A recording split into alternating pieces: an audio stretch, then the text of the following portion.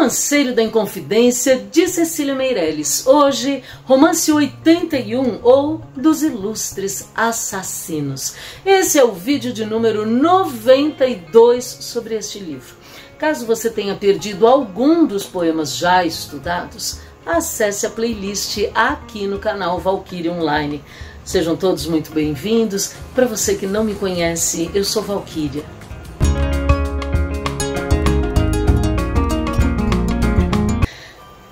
O poema dirige-se aos ilustres assassinos, os poderosos que cometeram e cometem injustiças ao assinarem sentenças. São eles os responsáveis por colocarem algemas nos indivíduos, mandarem-nos para as masmorras em fortalezas ou para sepulturas. São eles os vaidosos que abusam da autoridade, embriagados pelo poder. Vamos acompanhar a leitura e compreensão do texto. Ó grandes oportunistas, sobre o papel debruçados, que calculais mundo e vida em contos, doblas, cruzados, que traçais vastas rubricas e sinais entrelaçados, com altas penas esguias, embebidas em pecados. Ó personagens solenes, que arrastais os apelidos como pavões auriverdes, seus rutilantes vestidos, todo esse poder que tendes confunde os vossos sentidos.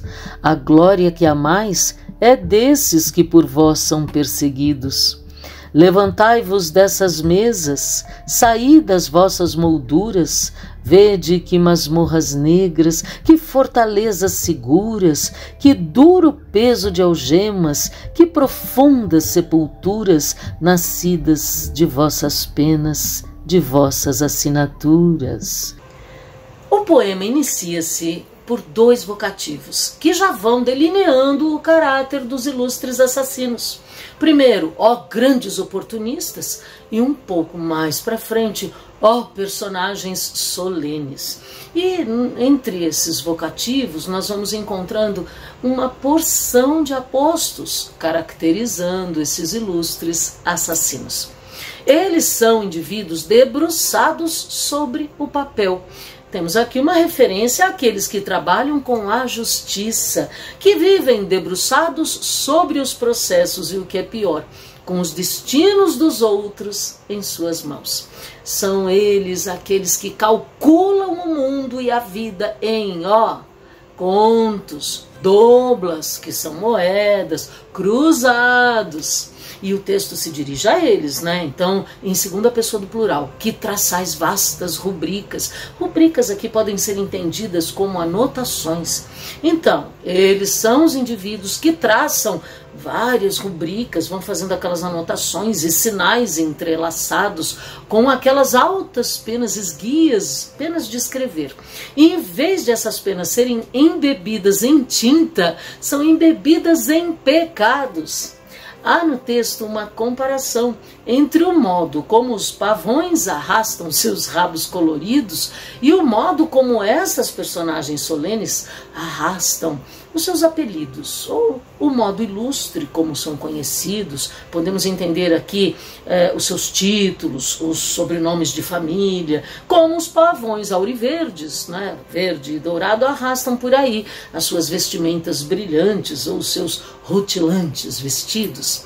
Devemos nos lembrar, então, de que o texto dirige-se a esses poderosos, dizendo que todo esse poder que eles têm lhes confunde os sentidos, ou seja, eles ficam confusos porque a glória que eles amam, que eles pensam que é deles, não é deles não, mas sim desses que por vós são perseguidos, numa referência clara aos inconfidentes, que foram perseguidos por esses poderosos. Há no texto uma exortação para que eles se levantem das mesas que eles ocupam, que saiam das molduras, né, dos quadros que têm sua imagem pintada, para verem as masmorras negras, onde ficam presos ou onde ficaram presos os inconfidentes, né, em fortalezas seguras. Que duro o peso daquelas algemas, hein? que profundas e pesadas aquelas sepulturas, que nasceram onde? Nasceram das sentenças que eles assinaram com aquelas belas penas usadas para escrever. Considerai no mistério dos humanos desatinos e no polo sempre incerto dos homens e dos destinos. Por sentenças, por decretos, pareceríeis divinos, e hoje sois no tempo eterno como ilustres assassinos. Ó soberbos titulares tão desdenhosos e altivos, por fictícia austeridade, vãs razões, falsos motivos, inutilmente matastes. Vossos mortos são mais vivos e sobre vós, de longe, abrem grandes olhos pensativos. Considerar quer dizer aqui prestar atenção. Os versos começam com uma advertência aos ilustres assassinos para pensarem no mistério dos humanos desatinos, ou seja, no mistério das loucuras humanas, como eles, se achando importantes, né? E é para pensar também no polo ou rumo sempre incerto dos homens e dos destinos.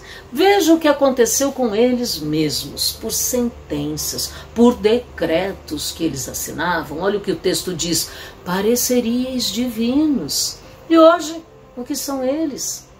E hoje sois no tempo eterno como ilustres assassinos. Hoje eles é que são considerados os criminosos. Então, aqueles que na época da conjuração mineira condenaram com toda a arrogância os envolvidos no levante como sendo traidores, hoje são vistos como assassinos. E os condenados naquela época são heróis. Ó soberbos titulares, tão desdenhosos e altivos, quer dizer que eles olhavam com arrogância, com menosprezo para os outros, e eles foram rígidos demais com os inconfidentes para mostrar que exerciam sua autoridade. Por fictícia austeridade, rigidez, vãs razões, falsos motivos, inutilmente matastes. Só que vossos mortos são mais vivos. Esses que vocês mataram são mais vivos que vocês hoje. Quem se lembra das autoridades que condenaram os conjurados? Os inconfidentes se tornaram heróis, portanto, inesquecíveis, imortais. E hoje, sobre vós, que hoje não sois mais nada, de longe, esses heróis abrem grandes olhos pensativos, como quem diz: quem é que tinha razão? Siga-nos no Instagram, lá damos algumas dicas de 30 segundinhos sobre língua portuguesa. No próximo vídeo, romance 82 ou Dos Passeios da Rainha Louca. Espero você!